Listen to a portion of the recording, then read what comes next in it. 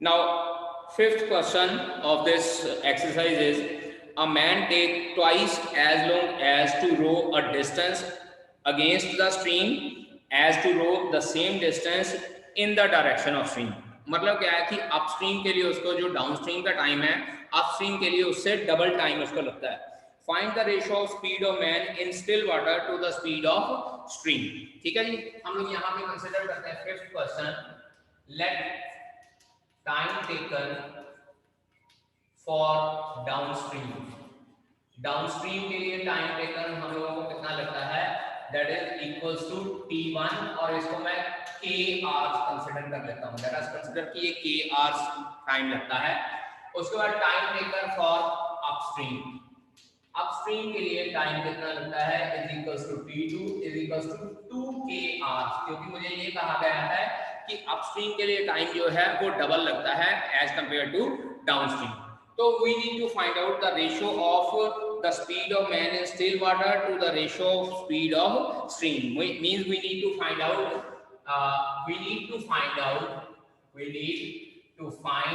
x over y.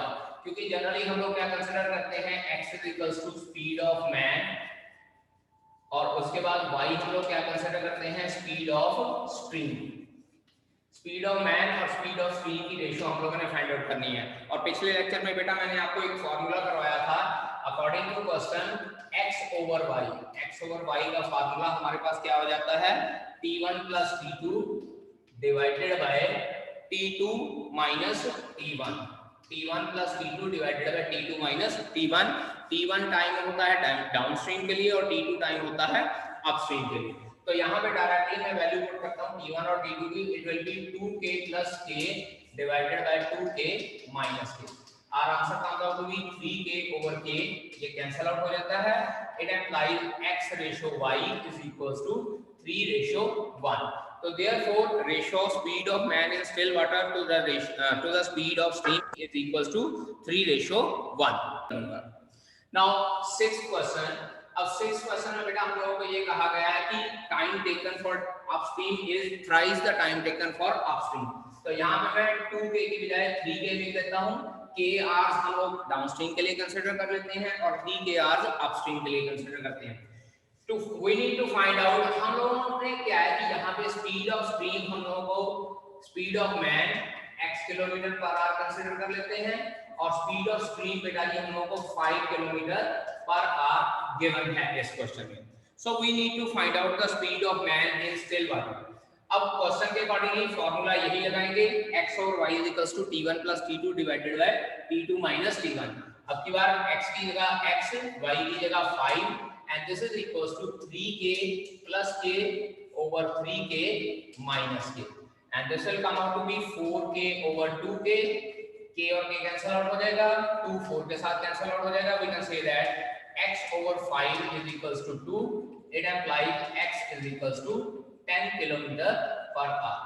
Therefore, speed of man in still water is equals to 10 kilometer per hour if the speed of stream is equals to 5 kilometer per hour and the man takes 3 times the thrice for going upstream than to go downstream. ठीक है, note कीजिए बेटा इसको.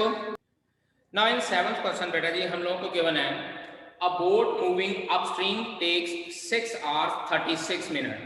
एक boat जो है वो upstream जाने के लिए 6 घंटे 36 मिनट लेती है to cover a certain distance while it takes 3 hours to cover the same distance downstream. अब बेटा हम लोगों को अपस्ट्रीम टाइम और डाउनस्ट्रीम टाइम दोनों गिवन है. यहाँ पे हम लोग लिख सकते हैं डाउनस्ट्रीम टाइम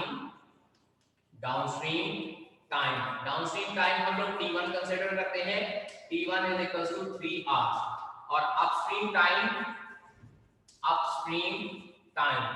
इसको हम लोग t2 कंसीडर करते हैं और t2 बेटा जी हम लोगों को गिवन है 6 hours 36 मिनट. मतलब क्या है कि टोटल सारे का सारा टाइम हम लोग आवर में कन्वर्ट करेंगे. सो 6 साइड बाय 36 बाय 60 आ जाएगा.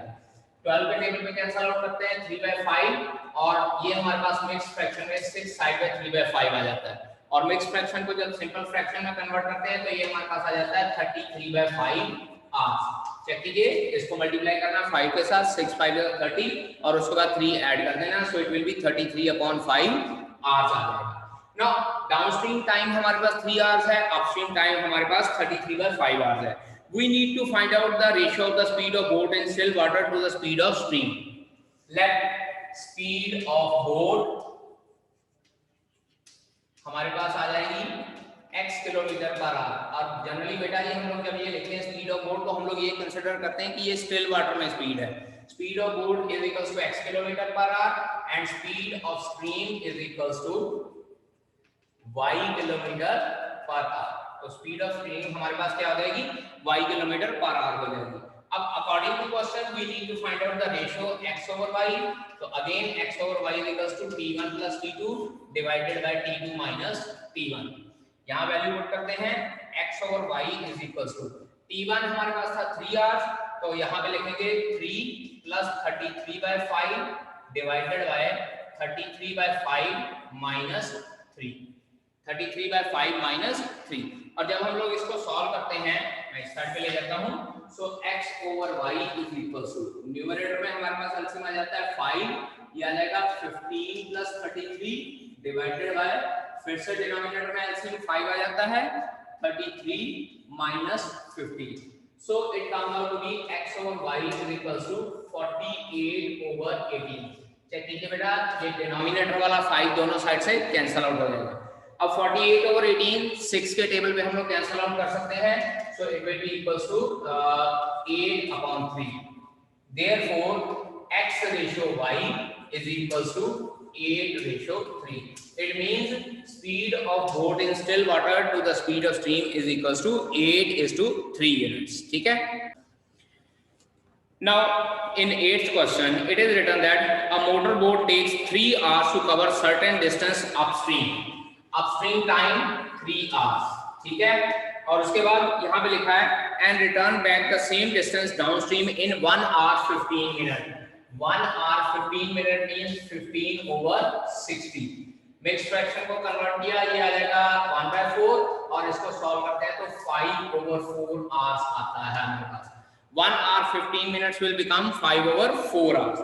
अब इसके बाद हमको ये कहा गया है if the speed of stream is 7 kilometre per hour. बेटा जी स्पीड ऑफ स्ट्रीम y जो है वो 7 किलोमीटर पर आवर हमको गिवन है and we need to find out the speed of boat in still water.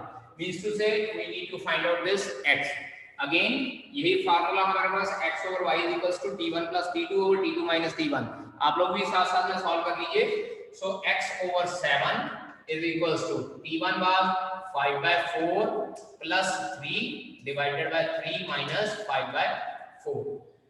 इसको एलसीएम लेकर solve करते हैं. So x over y is equals to numerator में एलसीएम लेते हैं 5 plus 12 divided by 4 over 12 minus 5 divided by 4. ये 4 और 4 cancel out हो जाएगा और y की जगह पे बेटा जी मैं यहाँ पे 7 लिख देता हूँ क्योंकि y की वैल्यू मुझे 7 गिवन है. So x over 7 is equals to 17/7. दोनों साइड से 7 कैंसिल आउट हो जाएगा. It implies x is equals to 17 kilometre per our.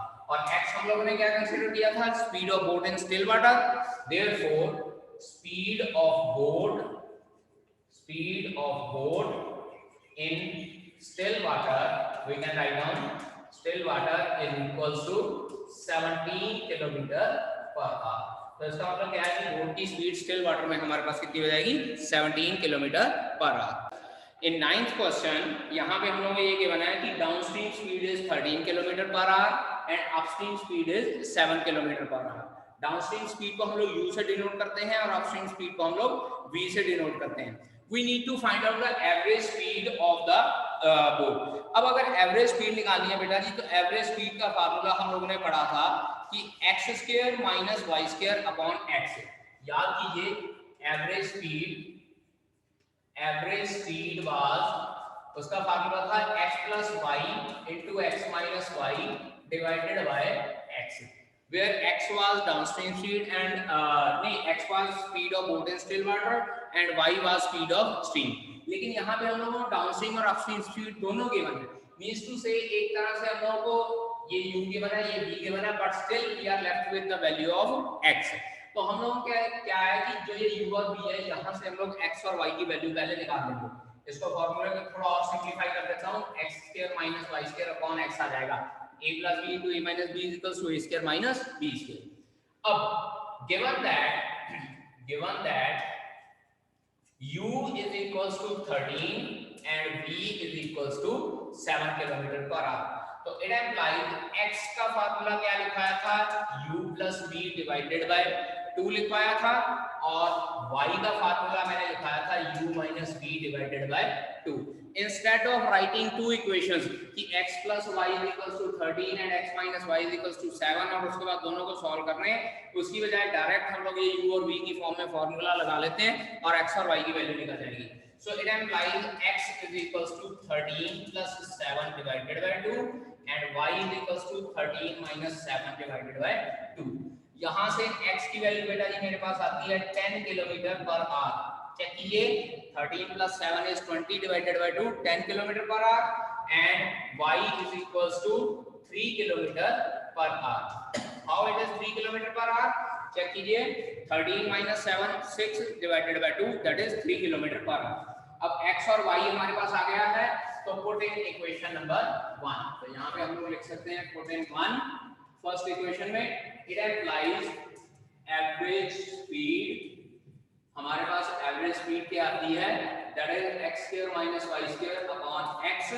यहाँ पे हम लोग x और y की वैल्यू वापस पुट करते हैं। So it will be equals to 10 का स्क्वायर माइनस 3 का square divided by 10, 100 minus 9 divided by 10 that is 91 divided by 10। So average speed हमारे पास क्या आ गई बेटा जी, average speed is equals to 9.1 kilometre per hour.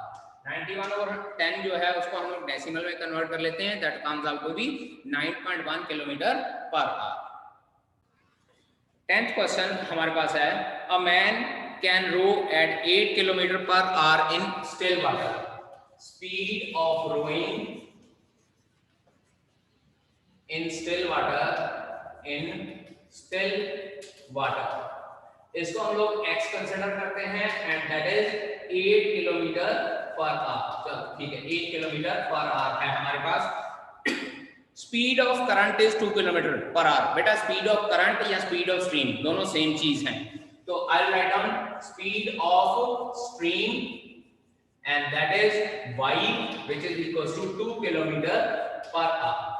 Speed of y is equals to 2 kilometre per hour. अब इसके बाद हमको ये कहा गया है if he takes 4 hours to row the place and return back, time, total time यहाँ पे मैं लिखूंगा बेटा जी, total time is equals to t1 plus t2 is equals to t consider कर लेते हैं।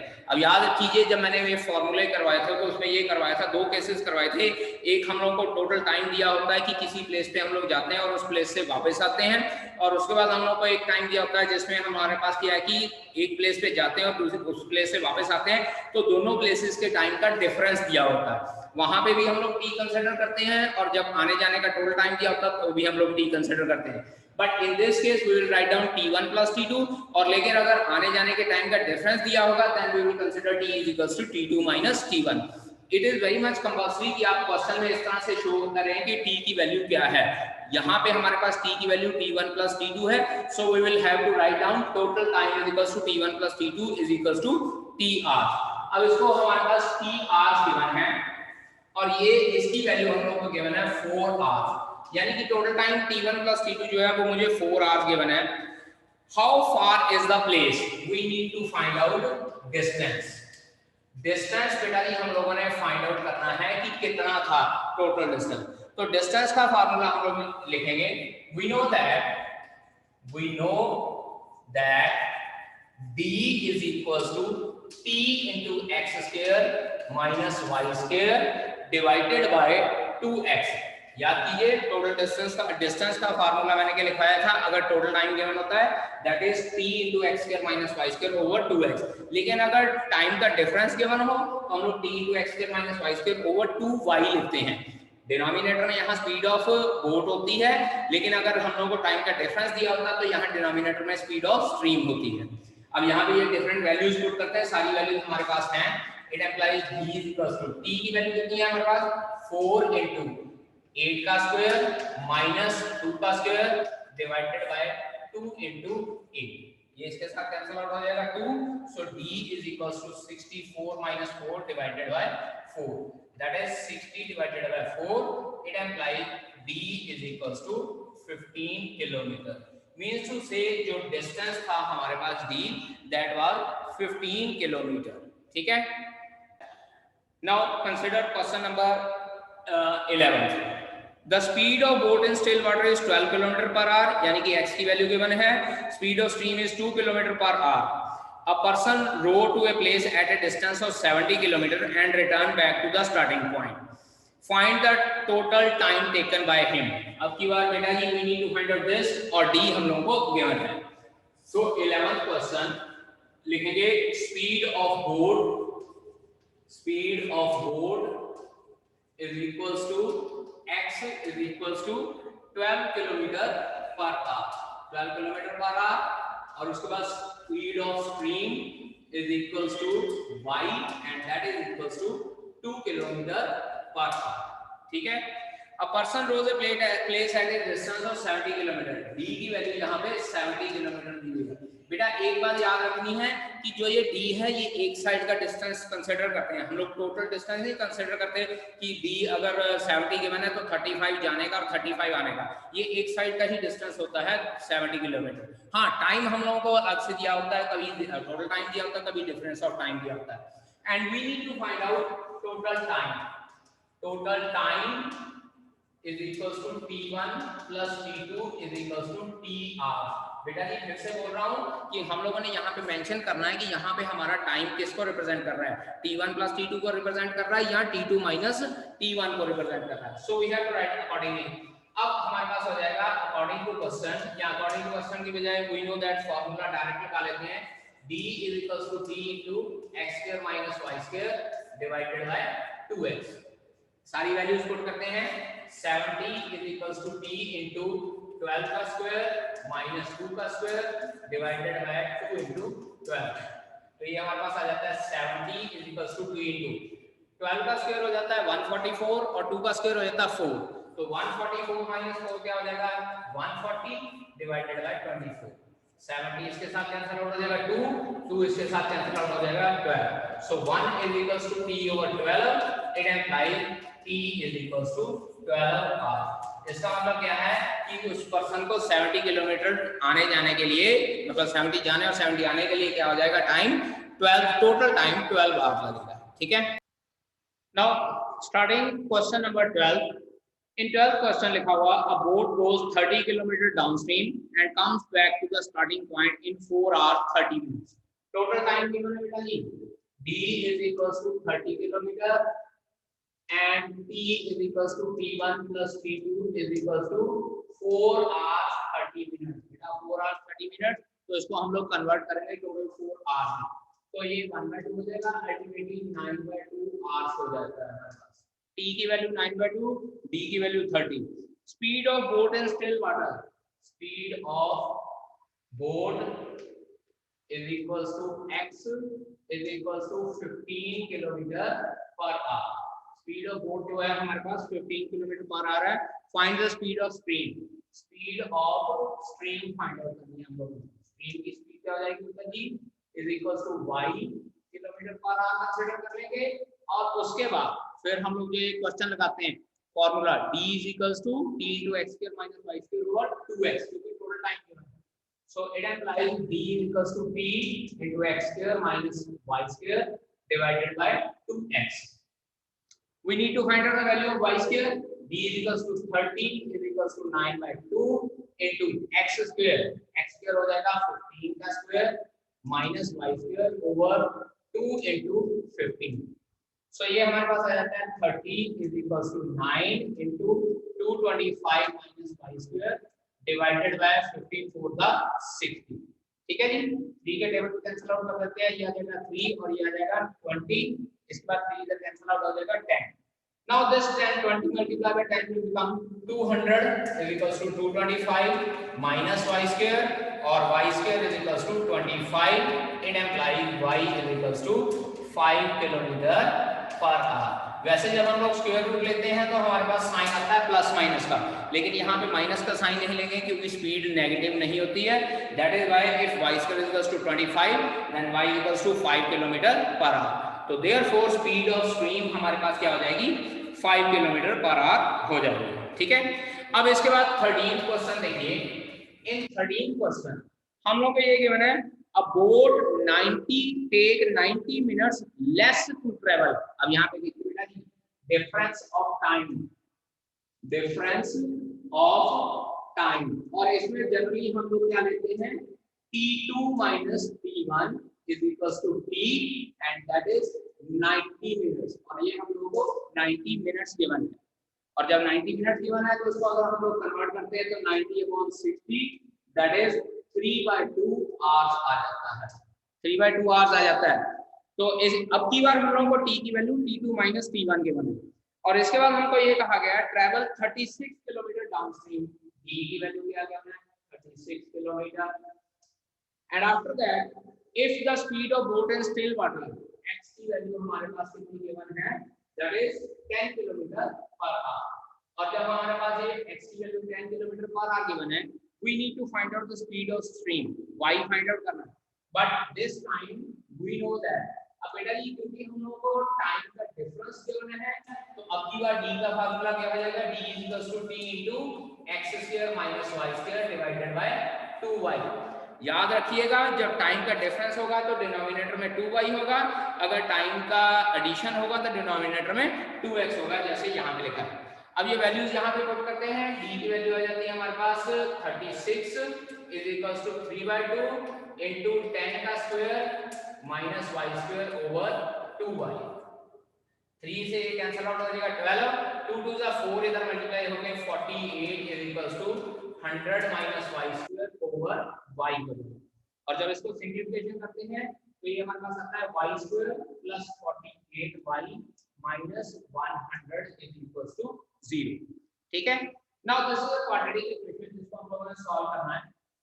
See here middle term split करके जब मैं इसको सॉल्व करता हूं तो मेरे पास फैक्टराइजेशन बनती है y plus 50 into y minus 2 is equals to 0। y plus 50 into y minus 2 is equals to 0। Check कीजिए जहां पे मेरे पास दो फैक्टर आ गए। अब यहां से y की वैल्यू -50 और y की वैल्यू 2 आ जाएगी, तो y is equals to 2 kilometre per hour. बेटा जी y is equals to -50 आप लोगों ने रिजेक्ट कर देना है, और y is equals to 2 you have to consider because speed can never be negative। तो क्वेश्चन कंसीडर करते हैं 14। a man can go a place a distance of 48 kilometre, d की वैल्यू 48 किलोमीटर है, t1 plus t2 is equals to 14 hours given। he find that he can go 4 kilometer with the stream and the same thing as 3 kilometer against the stream। अब एक बार याद रखिएगा यहाँ पे बेटा जी एक बहुत इंपॉर्टेंट चीज गिवन है यहाँ पे, x plus y over x minus y की वैल्यू 4/3 गिवन है। यहाँ पे ये नहीं कहना कि 4 किलोमीटर पर आवर उसकी स्पीड विद द स्ट्रीम है और 3 किलोमीटर पर आवर उसकी अगेंस्ट द स्ट्रीम है। यहाँ पे ये लिखा ही find that he can go 4 kilometre, distance की फॉर्म में गिवन है, again with the stream and same thing 3 kilometre against the stream.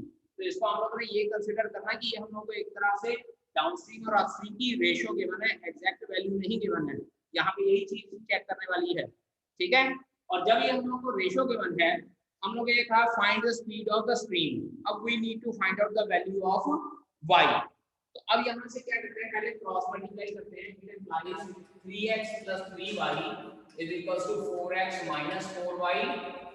ठीक है, और x वाली टर्म एक साइड पे, y वाली टर्म एक साइड पे, तो 7y is equals to x, यानी कि x और y का रिलेशन हमारे पास क्या आ जाता है, x is equals to 7y।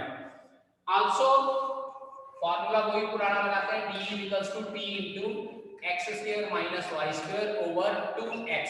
याद कीजिए 2x क्योंकि टोटल टाइम गिवन है, तो d की वैल्यू कितनी है हमारे पास 48 is equals to 14 into x²।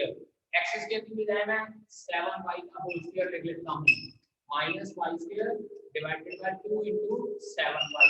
Equation 1 यहां लिख देंगे यूजिंग 1, और 7 2 द 14 कैंसिल आउट हो जाएगा, 48 is equals to ये 48 y² डिवाइडेड बाय y आ जाएगा, क्योंकि 7y का होल स्क्वायर 49 y² हो जाएगा।